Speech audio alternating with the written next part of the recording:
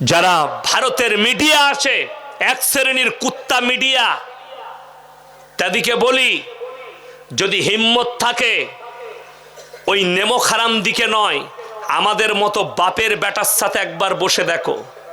अगर हिम्मत है अंजना हम कशब तुम पे, तुम्हारा अंदर तुम्हारी अंदर अगर हिम्मत है तो एक मर्तबा हमारे जैसे बाप के बेटे के साथ बैठ के देखो इस्लाम क्या चीज है और कुरान क्या चीज है और हमारे रसूल कौन है, हम बता देंगे इंशाअल्लाह।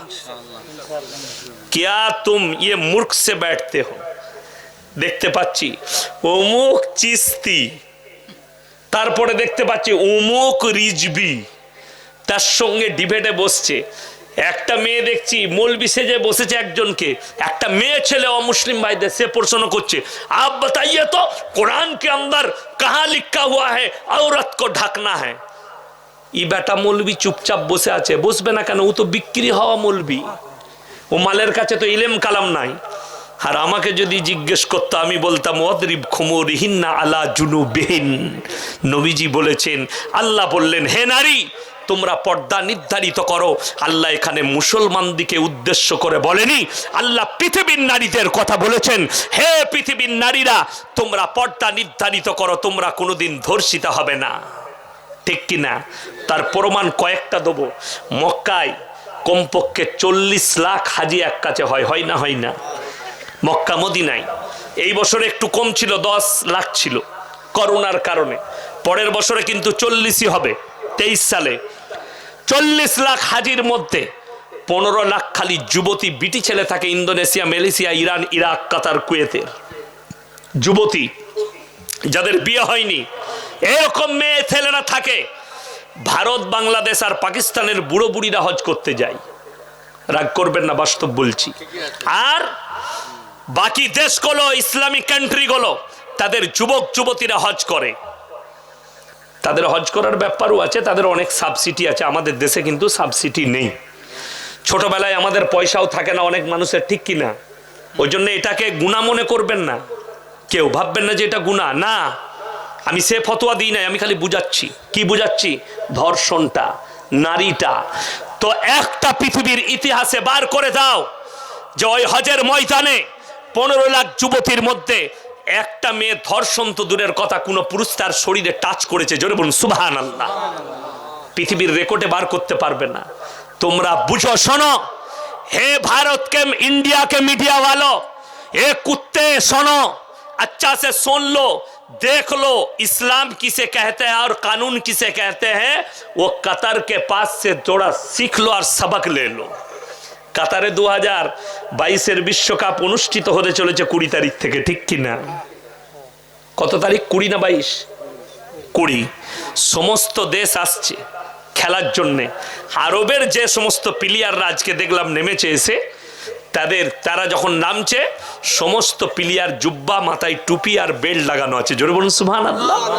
শুধু তাই নয়, কাতার ফিফাকে বলে দিয়েছে আমার দেশে যারা খেলা দেখতে আসবে সমুদ্র কিনারায় 1 ঘন্টা টাইম দেওয়া হবে, সেখানে ড্রিঙ্ক করতে পাবে, তার বেশি বাকি কোনো জায়গায় ড্রিঙ্ক করতে পাবে না। কেউ যদি স্টেডিয়ামে ড্রিঙ্ক করে তাকে জরিমানা দিতে হবে, জেল খাটতে হবে। শুধু তাই নয়, কেউ যদি সমকামিতে লিপ্ত হয় তার মুন্ডু ছেদ করে দেওয়া হবে। কেউ যদি ব্যভিচার করে তাকে কয়েতে ভরে বিচার করে তারও মুন্ডু ছেদ করা হবে, তাকে মৃত্যুদণ্ড দেওয়া হবে।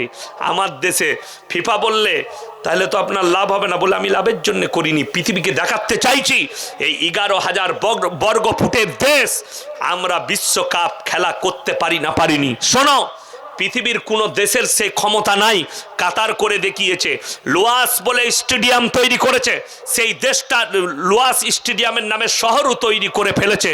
আর প্রত্যেকটা স্টেডিয়ামে -50 ডিগ্রি বরফ পড়বে খেলার সময়। কত বললাম? -50 ডিগ্রি। কিরকম বরফ পড়বে? এমন এসি লাগিয়েছে, বরফ পড়বে ঝরঝর ঝরঝর করে, আর খেলা হবে। ইউরোপের দেশগুলো বরফে খেলা অভ্যাস আছে, ওই জন্য -50 ডিগ্রি বরফ ফেলাবে আর তার উপরে খেলা হবে। কত খরচ করেছে বুঝতে পেরেছেন? তারা বলেছিল গোটা শহরটাই করে দেবো। সেখানকার শেখরা বলেছে এটা করলে আল্লাহ নারাজ হয়ে যাবে, করা যাবে না, তাই স্টেডিয়ামগুলো করেছে। সব থেকে বড় জিনিস শুনেন, আর প্রত্যেকটা বোর্ডে প্রত্যেকটা শহরে স্টেডিয়াম থেকে শুরু করে একদম শহর টাউন পর্যন্ত প্রত্যেকটা বোর্ডেতে একটা করে হাদিস, একটা করে কোরআনের আয়াত লেখা থাকবে। জোরে বলুন সুবহানাল্লাহ। ওই জন্য আমি একটা জলসাই বলেছি আজকে, অনেক দিন আগে আবার বলে যাচ্ছি, আমাদের দেশের মুসলমান প্লেয়ার দিকে মুসলমান বলতে আমাদের লজ্জা লাগে, ঠিক কি না? রাগ করেন না। আমি মোহাম্মদ আজহারউদ্দিনকে মুসলমান ভাবি না, আপনারা কি ভাবেন আপনারা বুঝবেন। আমি সালমান খানকে মুসলমান ভাবি না, আমি শাহরুখ খানকে মুসলমান ভাবি না, আমি এদিকে মুসলমানের খাতায় ধরি না। যেহেতু শুনেলেন এদের বরকত কমে যাওয়ার কারণ কি? আমাদের দেশের প্লেয়াররা যদি 100 রান করে, শুনেছেন ইউসুফ পাঠান 100 রান করে মাঠে সিজদা দিয়েছে? কথা বলেন না কেন?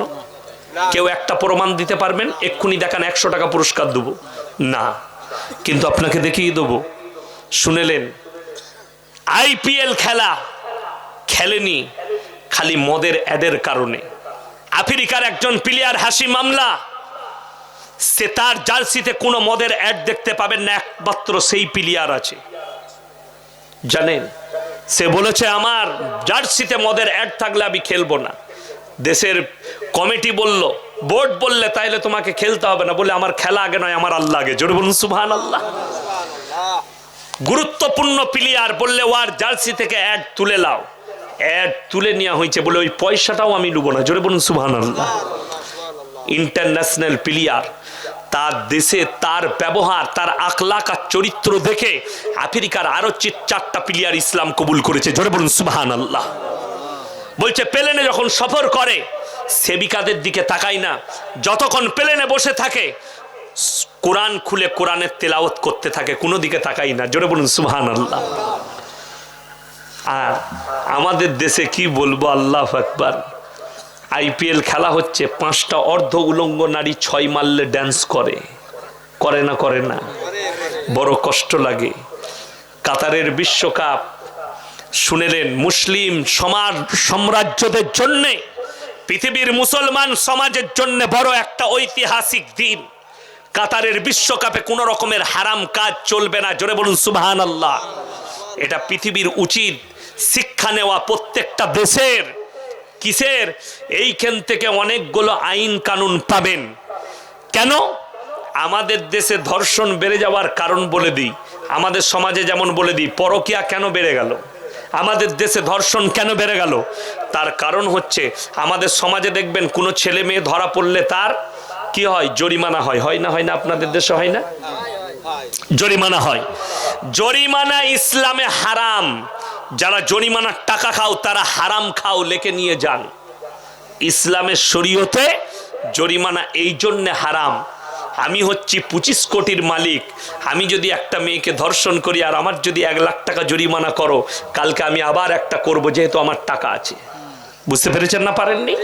কিন্তু যদি শাস্তি দেয়, ওই জন্যে আমিরুল মুমিনিন ওমরে ফারুক রাদিয়াল্লাহু তাআলা আনহু বললেন, আমার সন্তানকে গাছে বাঁধো। হে আমিরুল মুমিনিন, এটা আপনার সন্তান। বললে ওইসব জানি না, একে যদি ছেড়ে দাও কালকে এর থেকেও বড় অন্যায় করার সুযোগ পাবে, তাই একে কুড়া মারো। জোরে বলুন সুবহানাল্লাহ। আমাদের দেশে এমএলএর ছেলে ধর্ষণ করলে ছাড় পেয়ে যায়, এমপির ছেলে মার্ডার করলে ছাড় পেয়ে যায়, বড় কষ্ট লাগে। আর গরিবরা ফাঁসির মঞ্চে চাপে, তাই কি না? ঠিক বলছি না? আমার ভাই বিচার শুনেলেন, যদি কেউ ধর্ষণ করে, কোরআনে ওই জন্য আছে ওয়ালা তাকরাবুজ জিনা ইন্নাহু কানা ফাহিশা ওয়া সাআ সাবিলা। ব্যভিচার করা তো দূরের কথা, যে রাস্তায় ব্যভিচার হয় সে রাস্তার ধারে পাশে তোমরা যাতায়াত করবে না। এটা আমার নবীজি সাল্লাল্লাহু আলাইহি সাল্লামকে আমার আল্লাহ বললেন, এই আইন জারি করো। কেউ যদি যদি বিবাহিত মহিলা হয়, বিবাহিত মেয়ে আর বিবাহিত পুরুষ যদি জিনা করে, তাদেরকে অর্ধেকটা পুঁতে হয় পাথর মেরে মার্ডার করে দাও, হয় মুন্ডু ছেদ করে দাও। ধর্ষণ করলে রাজপথে নামিয়ে হয় গুলি করে মার্ডার করো, তা না হলে তার মুন্ডু ছেদ করে দাও।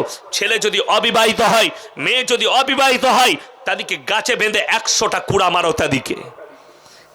ইসলামে শাস্তি আছে কিন্তু জরিমানা নাই। জরিমানার কারণে শুনেলেন আমাদের দেশে কতগুলো অন্যায় বেড়েছে। আপনারা কিছুদিন আগে দেখলেন উত্তরাখণ্ডে একটা বিজেপি সংসদের ছেলে নিজের রিসর্টে একটা গরিবের মেয়ে কাজ করত, তাকে ধর্ষণের প্রবঞ্চনা দিয়ে সে রাজি না হওয়ার কারণে তাকে হত্যা করেছে পানির মধ্যে ফেলে, তাকে মার্ডার করে দেওয়া হয়েছে।